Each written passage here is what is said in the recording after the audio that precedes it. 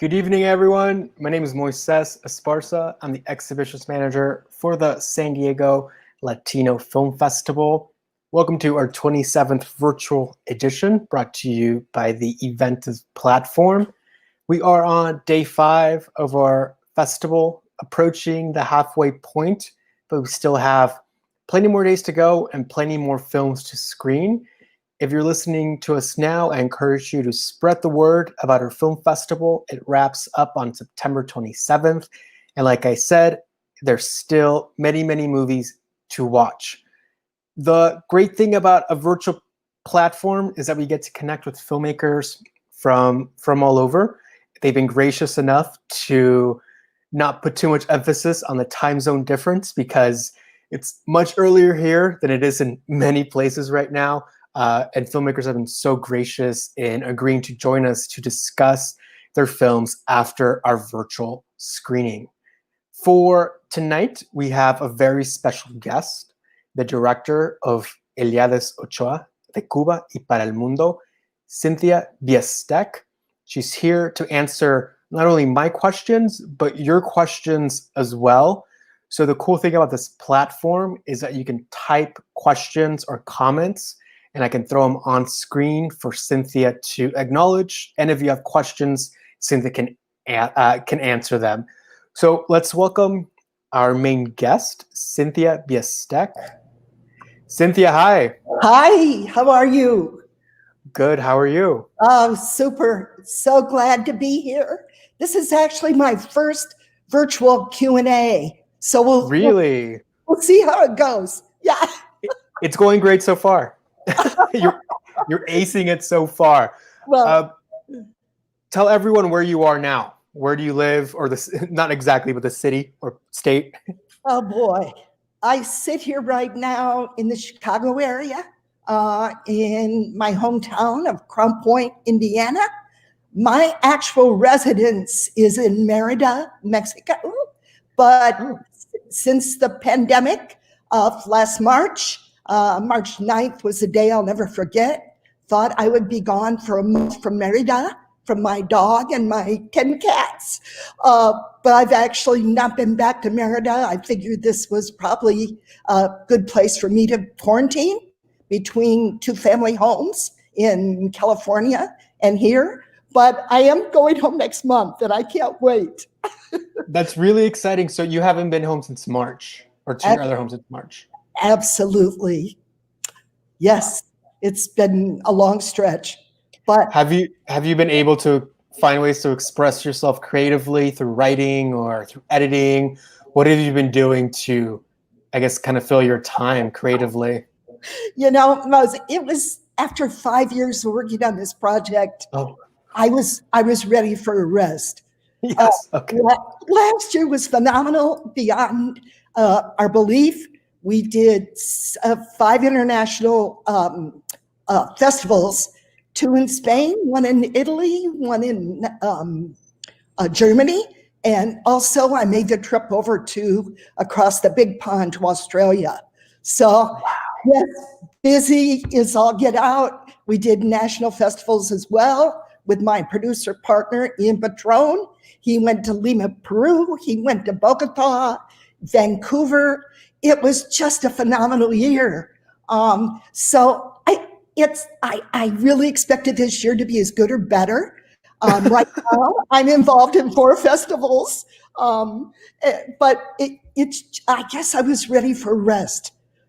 I don't like to slow down for 9 months, especially without my pets. I mean, it's been challenging. Yeah. Well, I'm glad that you're getting much needed rest, but I'm also glad to hear that the film had such a long trajectory prior to screening at these virtual film festivals. We were talking behind the scenes about how exciting it is to present films in person and to participate in in-person Q&As. Your documentary is screened all over the world from what you just mentioned. Can you maybe talk about the universality of Eliades Ochoa's music? How does it connect to people from all over? It's been amazing. Even though people don't speak Spanish, and my Spanish is probably not the best, but it's the music. It's probably, I like to say it's the most infectious music I've ever heard. That was my first impression when I went around Cuba back in 2000, and the first time to the La Casa de la Trova on a second trip in 2003. The music just, as Eliades says in the film, it just ropes you in. So I think that's the universal feeling of the film that people tell me, that it's the music, they just can't get enough. It's uplifting. I think especially during a time like this, during the pandemic. I know music has gotten me through the last 7 months of quarantine, mainly on my own without my pets who are in Mexico and I'm in the States. Yeah, so I just think that as long as we can have that bridge between countries, between cultures, we're in a great place. Yeah, thank you for sharing that. Before I move on to my next question, I just want to show you the functionality of this platform. The film is available for a 3-hour increment to those who watched at the original posted start time, are tuning into this Q&A, but we have someone who's actually watching it now. Saul says, watching it now, great film, which, I encourage more comments like this, more questions, submit them on this platform so that Cynthia gets a chance to interact with you and answer your questions. Cynthia, when was your first trip to Cuba? I've never been, but tell us about your first trip to Cuba and what that was like. Mose, you've got to go. It's like nowhere else in the world that I've ever traveled. I went for the first time in March of the year 2000 on a documentary workshop. I had just finished classes at New York University and didn't know exactly what I was going to do with myself. I was in my 40s and I took classes just because I thought it'd be something interesting to do. But I ended up staying 2 years commuting from Jersey to get a certificate in documentary film. Oh, wow. So I always loved the Australian culture. I've spent quite a bit of time there. But I saw that through one of my websites that they were offering this workshop in Havana, Cuba.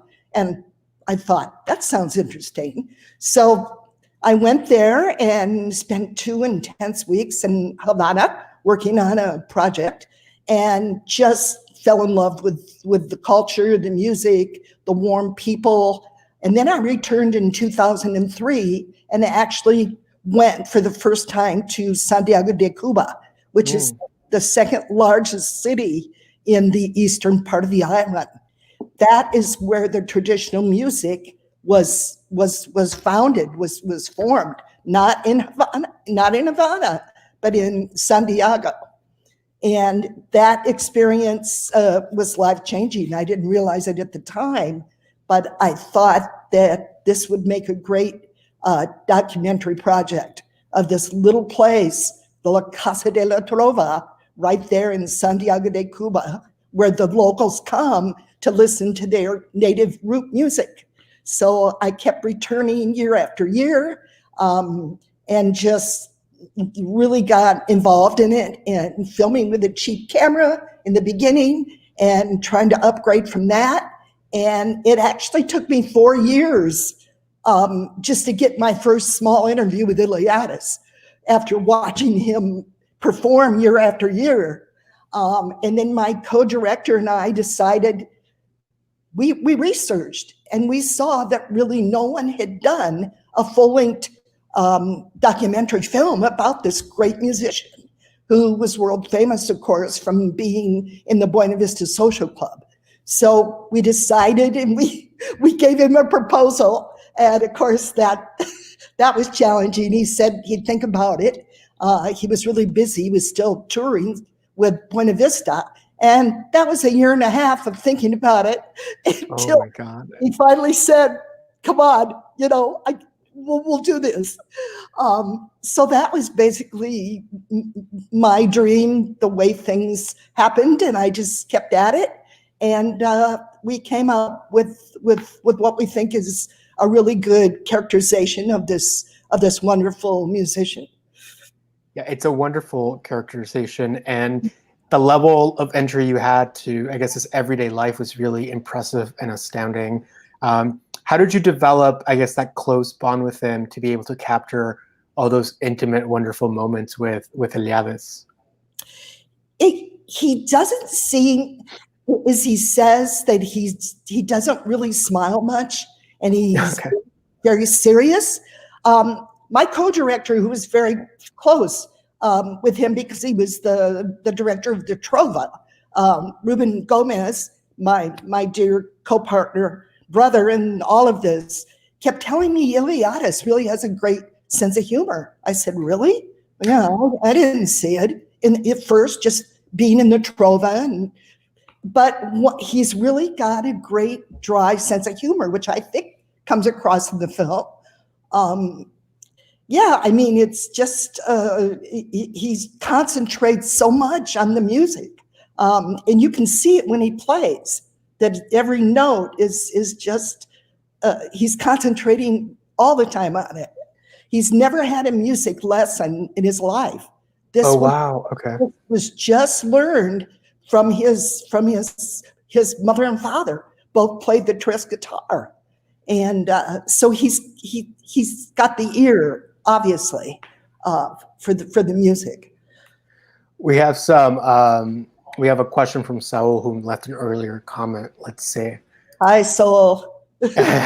So he's asking, or he says, what an amazing conversation between Eliades and Silvio Rodriguez. What was that like being in a room with those two legends? I have to be honest. I actually, at the last minute, being a co-director of this film, was not allowed to go in. And I'm not going to argue, with this. Silvio is noted to not be an easy personality. So he, just my cameraman, the sound man, and one other person that did the interview were allowed in the room. And you weren't because, do you know why? Or He just didn't want a lot of people in there. So we thought we would send obviously you've got to have the cameraman, the sound man, and we sent in the person that we thought would do very well in the interview. Yeah. And because my Spanish is not, fabulous, we decided that would probably be the best. And I was a foreigner, and that in Cuba, that you have to, can be touchy. So just being honest, I never really had a person-to-person, connection with him. But I think the conversation, like Sol said, was interesting. Yeah. Saul has a lot to say, so he has something else. Great. I also appreciate the amount of Changi music in the film, not a widely known Cuban genre. Yes, Sol, Shangui. That's that's my other love. Shangui is the root music from Guantanamo. Okay. And that is like, I call it the roots of the roots. Actually, son comes from that part of Shangui. And then you can take it down to the roots of the roots in Baracoa, to Nengong is the other, and maybe Sol's familiar with it. Totally different, son is in salsa, of course, very popular. But Shangui is more of almost like a square dance, is the way they dance. And I've just gotten to absolutely adore going over and seeing all my friends, Guantanamo, dancing the weekend. But Shangui, and of course, Eliades plays Shangui, of course, very, very well. But the heart and soul of that genre is Guantanamo. And we were allowed, after 2 or 3 tries of going over and trying to film the festival there, which is always every other year in June, it's more of a closed place, especially for American foreigner. They were a little leery about letting us film, but we were patient, went back, got the right permissions, and now, of course, we've showed our film at the festival there, and I have a dual love of Santiago and Guantanamo, because they're different. They're only an hour and a half apart, but the genres are so completely different, but wonderful, in every respect. Where does all of your music knowledge come from? Was it exploring this documentary, or did you have a love for this music before you decided to make this film? Good question. I've always enjoyed music. I've liked to dance with fairly good rhythm. I'm not musically trained. I never took lessons except piano when I was young. Basically, it was hanging out at the Trova and learning the different genres of the songs and then doing research for the film. I bought a stack of books on Cuban music. Ned Sublette, if you want to read the very good book on Cuban music, is the New York and friend of mine, writer Ned Sublette. And I believe it's just called Cuban Music. But you can Google it under Ned Sublette, Sublette, and you will get, it's a thick novel. And I, of course, was very anxious to read that. So it was just being in Cuba so often, and then doing research as well, to try to educate myself on the different, because Cuba, everyone knows, it's so rich. It's got rumba from Havana, jazz from Havana, son and salsa and cha-cha-cha, and the shangui from Guantanamo we were just talking about. It's overwhelming for such a small place. And that's what really impressed me. When I first went to Cuba, I didn't know what to expect. Caribbean island, but just so rich in culture, art, as well as music. As a documentarian, did you feel an immense sense of responsibility to creating an authentic portrait of Eliades? And maybe what are some of the ways that you went about doing so? Of course, you try to get the best portrait that you can of your protagonist, your subject. It was easy with him. Easier than what I thought, thinking that he was shy and serious, but very professional. Every place we filmed in 4 different countries, spent quite a bit of time with him. 2 different productions in Havana, and in of course Mexico City. Austin, Texas was the first shot of the film where it's in the dark and we've got the titles going. That was filmed at a concert that he did with the Buena Vista in Austin, Texas. And then, of course, we filmed with Charlie Musselwhite, the beautiful harmonica player. We filmed him in the heart of the blues area, which is my new love, Clarksdale, Mississippi. And they have a great festival always in April called the Juke Joint Festival. And Charlie's actually just moved from California to Clarksdale. So if you hang out there, you might get to see Charlie Musselwhite if you're a fan. I hope I answer your question. I kind of go in tangents. No, it's okay. Yeah, I like a free-flowing conversation. I like it. So you said the documentary took you, was it 5 years to make? From beginning to end, it was 5 years. I did stop production. My father became ill and passed away, and that was a year's time from the point that he got ill and passed. He was 92, and my best friend, and he was with me every step of the way on this.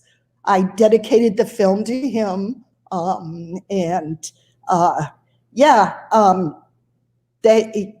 but a good 5 or 6 years of my heart and soul. It started out is a smaller project. It was ambitious. The proposal that we gave, Eliades, was ambitious for first time filmmakers. But if you're going to do it, go for it. That's what get your story. The passion was there. You can tell because of the music that I love. I put my own, savings into the project.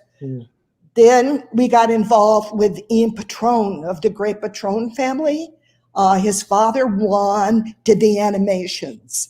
And he's world known as a filmmaker, but very well known around the world for his animations. Unfortunately, we lost Juan in his early 70s this last March. But Ian, his son, lives in the Miami area. And I was lucky enough through my executive producer, also from Cuba, that had moved to Miami, that he was living there because I was looking for an editor. I knew it had to be Cuban and somebody that understood the music. And Miami was an easy commute from Merida. So the whole thing fell into place with Ian, the son. And we've worked together for 4 years, actually. And when he joined, the project went, I like to say, from here, and then it went to here because of his experience in filmmaking, his contacts. So everything fell into place. It just did. You work hard, but yet again, it's like I like to say, it was meant to be. What I guess the project took so long to finalize. I would imagine that there were maybe days, perhaps weeks, where I don't know if you ever lost sight of the project, where it got to be too much. Maybe not. Maybe it was all very manageable. But I guess what kept bringing you back and kept your focus? Good question. You get burned out. With me, it happened. I had that year, off, rest, so to speak, my father's illness and passing. What was really challenging for me was after the fun part, the production. I mean, I could film in Cuba forever. It's fun, but then you've got to edit it. And then after that, okay, we're finished. We can put it in film festivals. You've got to get all the rights. And if you've seen the film, how many songs we have in that film? From beginning to end. Yeah. There's like 30. And we've had to get the rights to that material. And that seemed to go on. That was at least a year's work, just getting the rights. Wow. And as far as the archival goes, that was probably the most challenging part of the project, trying to pull out the archival from the Cuban, archives. Not an easy thing to do anywhere, but particularly in Cuba. But with Ian's help, my persistence, I think we've got some fabulous, I must say, archival material. Most of it's never been seen outside of Cuba. Wow. That was challenging, though. But you stick with it. You don't have a documentary film, in my estimation, without the best archival you can find. You've got to have that to tell the story, to bring the character to life. In fact, when Eliades saw the film for the first time, he wanted to know how we got a hold of that archival, that he didn't have it. Really? Oh my God, that's wild. So he was asking how we got a hold of that, where he couldn't do it. He couldn't get it. I saw we have another film at a film festival named Cicados, Walls of Passion, with a lot of amazing archival footage as well. Where are archives kept? Is it all part of some music library, video library, creative arts institutes? Most of it is with eKite. which is Oh, in Cuba, yeah. the Cuban arm for the film industry. That was the powers that be. That is where we got most of the old troubadours and all those scenes at the beginning, the first half of the film where we had mostly archival. We had our archival material that was pulled from the EKITE resources. How do you hope your film speaks to the experience of Cubans who are living there, or what do you hope it portrays about Cubans living in Cuba now? You approach the film as you said outsider perhaps, but what about the Cuban community do you want to share with the world, or what do you hope is portrayed by your documentary? My ultimate goal and passion was never commercial. I think the Cubans could see that, and that's why I did next to the impossible, and the doors opened for me. Just my passion, not wanting to make it commercialized. I just have this burning desire, and thank goodness we're getting a lot of play in the film. I just want people to see and know how special this place in Eastern Cuba, this little Casa de la Trova, is where this traditional music, it is in the La Cuna del Son, the cradle of son, the African percussion and the Spanish guitar that make up the traditional music, the son music from Cuba. That's where it comes from, and Guantanamo as well. I had an experience where we premiered in Havana, the world premiere, and then we had in 2019, we had the domestic premiere at the Miami Film Festival, which was normal, which was great. I had people coming up, women in tears, thanking me because they haven't been back to the island. Cuba's an emotional place, as we know, because of the politics, because of the embargo. And in Miami, you've got the older people that are diehard against, that are for the regime. And I don't get into the politics. I don't. To me, I don't care which country or what kind of relationship we have. I just went to this place and fell in love with it and wanted to, through this film and my beginning filmmaker techniques, just had fun at this stage of my life. I could do pretty much what I want, and decided this was it, to tell this story. And it's such a special place. And the music, to me, I haven't been to Brazil yet. I want to go because there's an Afro-Cuban area in Brazil, Salvador, and that all relates to, it's all kind of connected to the African music and the traditional. Yeah, that's just the emotional part. I think in Cuba, I feel sorry sometimes because they're the last ones to, if they even get to see these films, like Buena Vista, traveled the world. Everybody knew it. Everybody saw it. But the Cubans didn't really see it until it was around for 10 or 15 years. So I want to go back to where we filmed in the mountains at the beginning, where Eliades was born. Those people have such a huge part of my heart.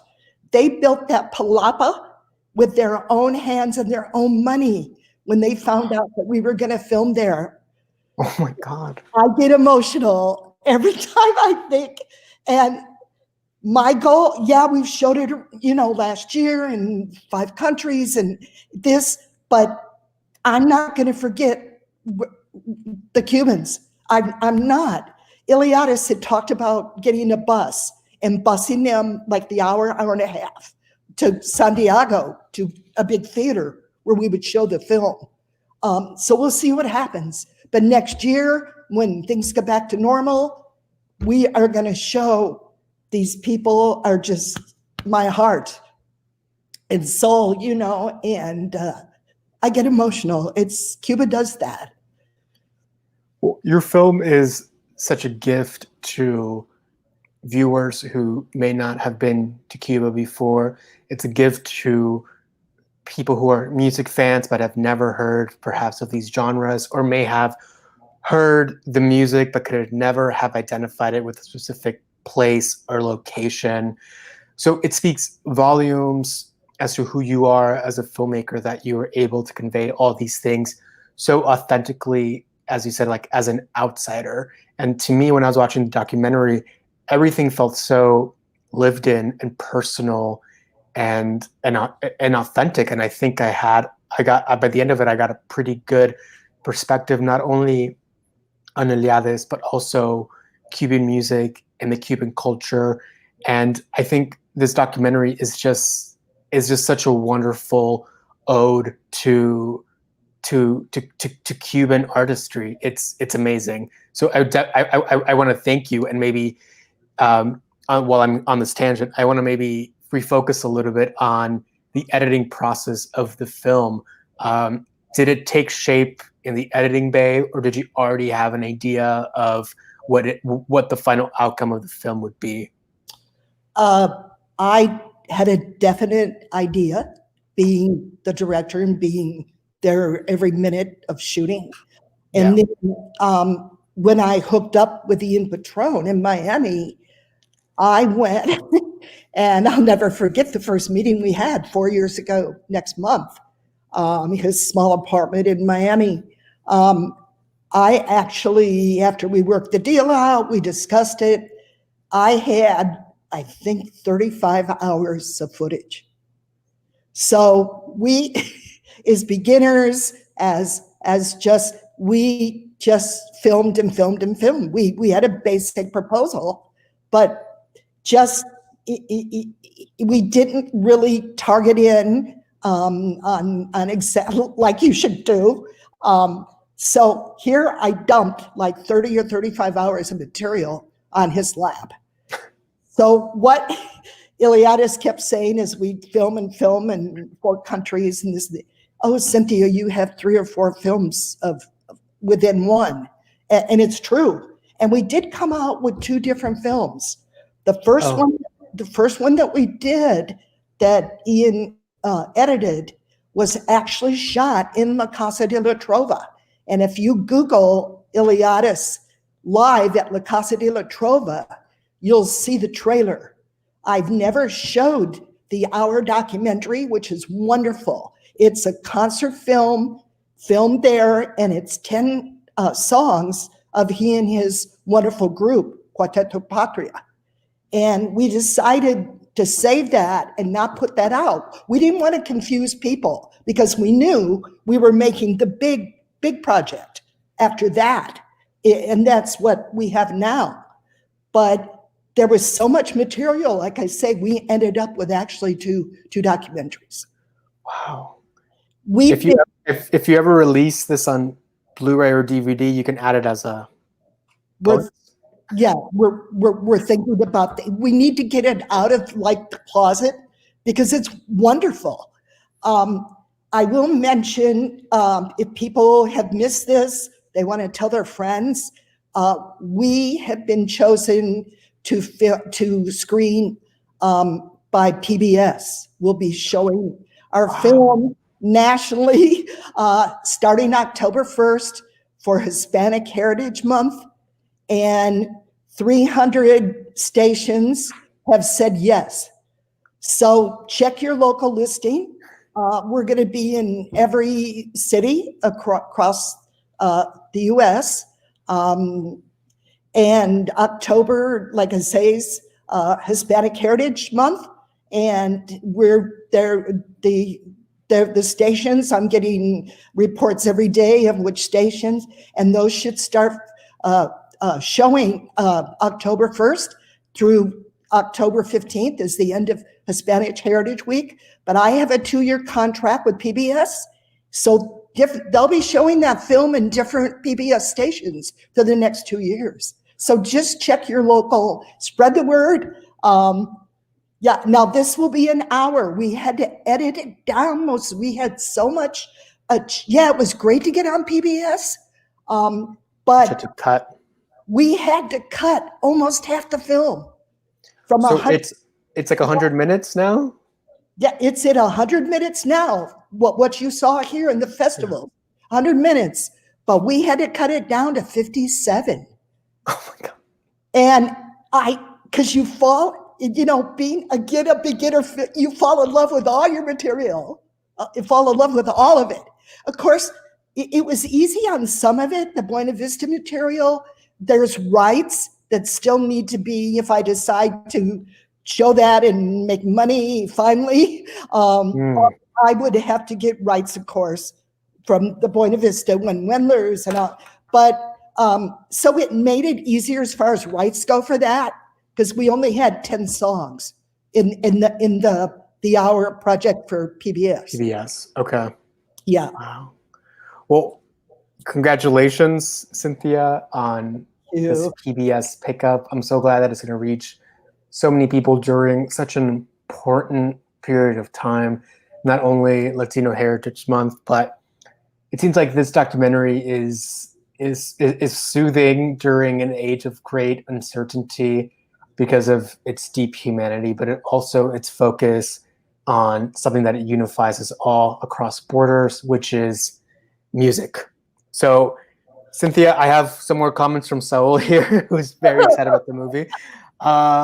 He mentioned good archival, lots of great rare takes I've never seen. He mentioned some other artists that you feature. Also, thank you for including Cesar Papi Pedroso, another legend. Sí. And then there's one more. Naranjo de China. This is one of the locations that the music originates from, correct? Well, that's the home area, the birthplace of Eliades, as you see in the beginning and at the end, as they're traveling the road to show him the people, and he were traveling back, walking that road back to the stone where he and his brother, who was with him, actually were born. And that area, Cuba's beautiful, but again, that area is just absolutely breathtaking. And that was their home, where the 6 children and the parents who both played the tres guitar, and they would attend the guateques. Guateques are like pig roast, very traditional, like we have a picnic. The States, they'll have a guateque with a pig roast. And so that's where Eliades would learn to play his music. And from the elders and from his parents, as he says in the film. Well, I hope he emails me. Yeah. I'll pass along your contact. I know who he is. Oh, great. Thank you. I'd be glad to tell him where it is, or if he ever wants to hook up. I haven't been to Cuba for 1.5 years. It's in my blood. I've been over 60 times in 20 years. I mean, I live in Mexico, which is fabulous. Another country where the music is so rich. I would love to do a project there. But Cuba, as you can see, I'm pretty much of a Cuban nut. But and people need to know that the Trova Festival is always held the middle of March for about 6 days. This year, because of the pandemic, of course, I think they canceled it.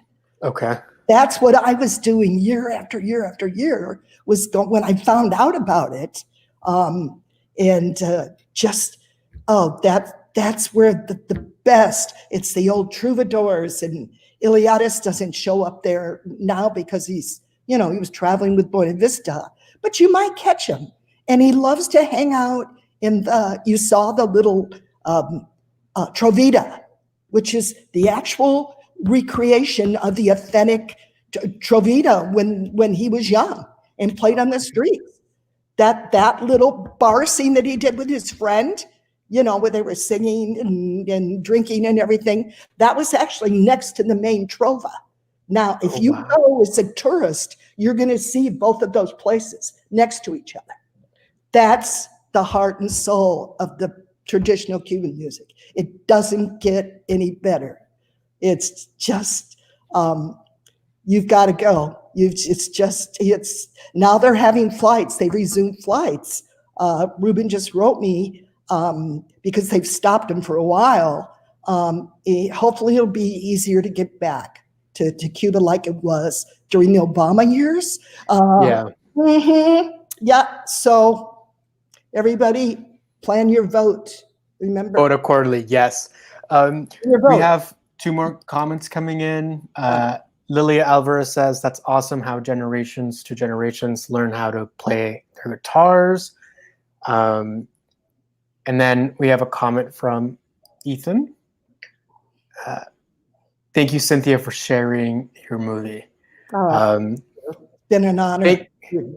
And then someone else, Larissa says, congratulations, Cynthia. Oh, thank you. Gracias. I think that's a great place to leave things. Cynthia, thank you for your time. Thank you for your consideration. And of course, thank you for your permission to screen Eliades Ochoa de Cuba y para el Mundo at our virtual film festival. I wish you the best, and I hope that one day we get to have an in-person film experience together, and of course that we get to listen to some music together. And thanks to the whole team. You guys have done such a great job under difficult circumstances. It's just, when I have a niece that lives in San Diego. Oh, okay. When I come, believe me, I would be overjoyed to get together. It would be so much fun. And thank you, everybody that saw it. I'm glad you enjoyed it. Pass the word around. Look for PBS across the country starting October. Yeah. Congratulations again, Cynthia, and thank you. And thank you. Thanks. Bye. Bye.